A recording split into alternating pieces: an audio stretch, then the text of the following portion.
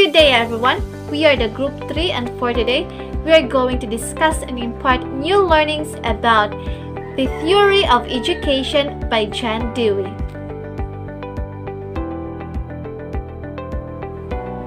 John Dewey is nothing less than a rock star of modern education. His ideas and approaches to schooling were revolutionary ideas during his lifetime and remain fundamentally important to modern schooling today. In this video, let us take a brief look in the background of John Dewey as well as more in-depth look on his educational philosophies and ideas.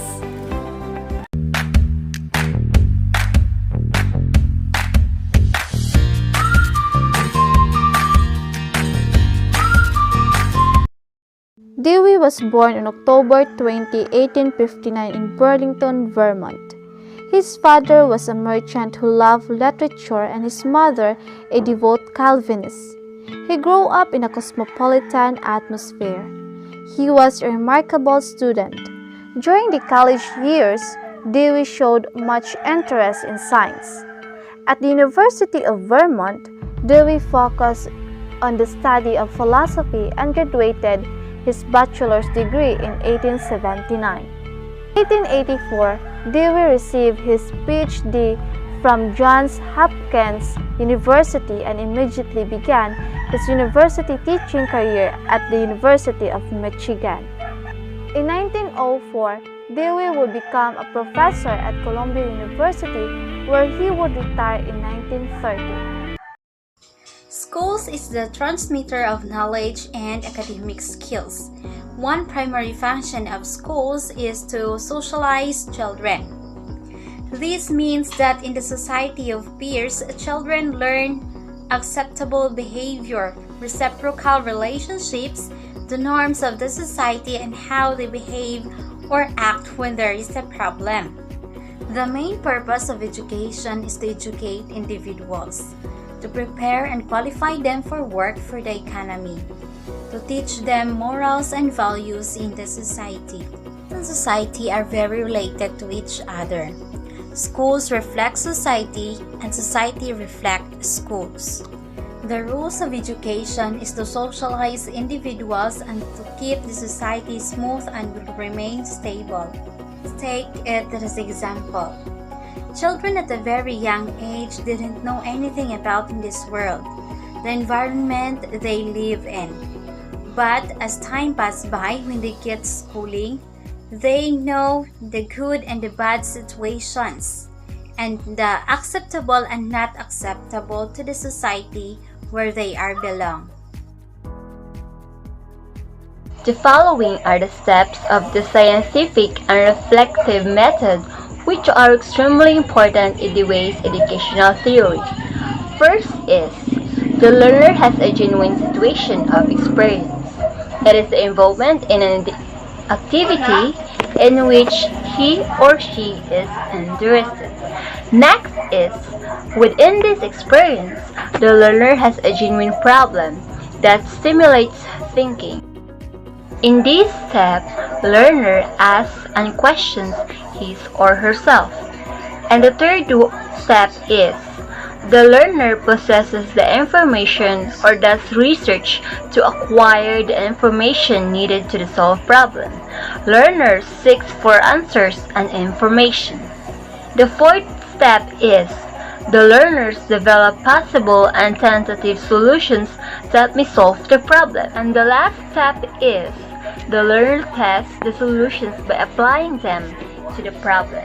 In this one way, one discovers their validity for oneself.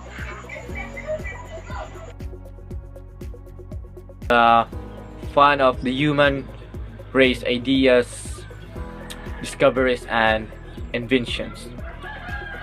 It was to be used as the material for dealing with problems. This accumulated wisdom of cultural heritage has to be tested.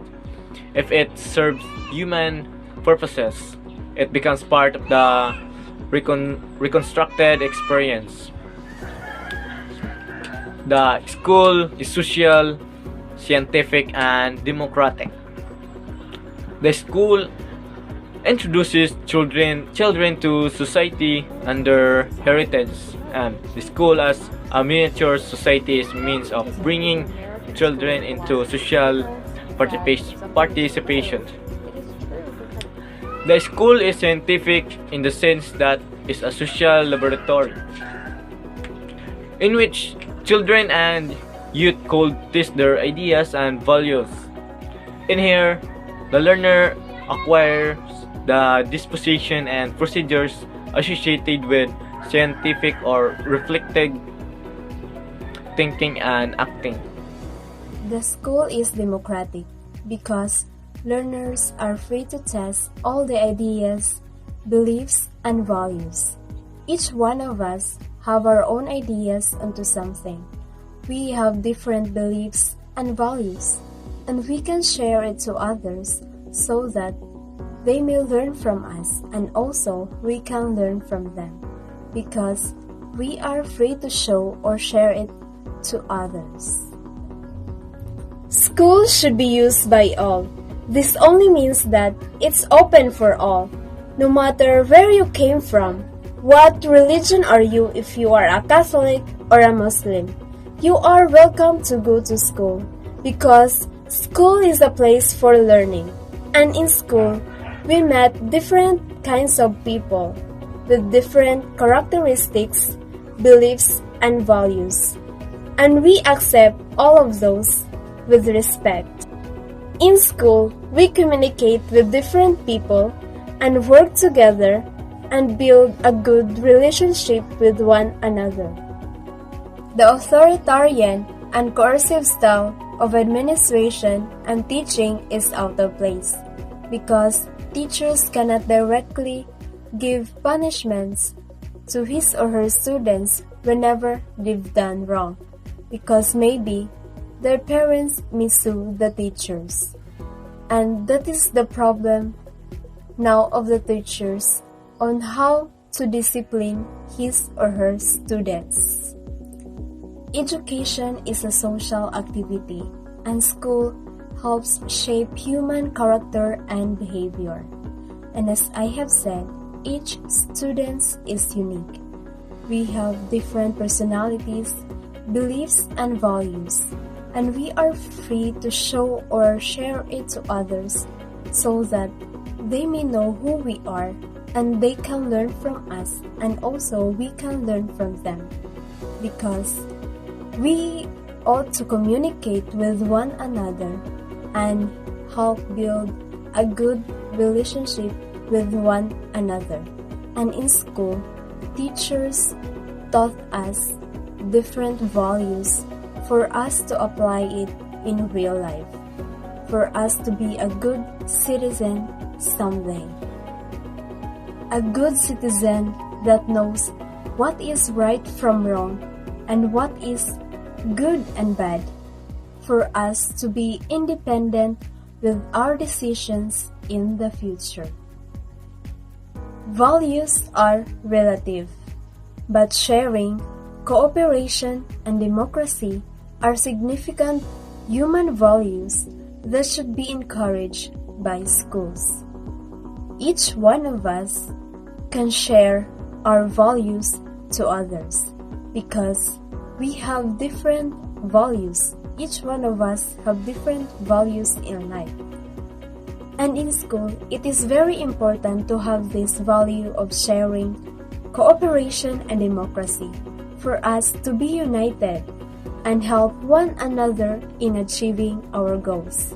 Because if there's no cooperation, the school will be chaotic, and it is not a nice place for learning.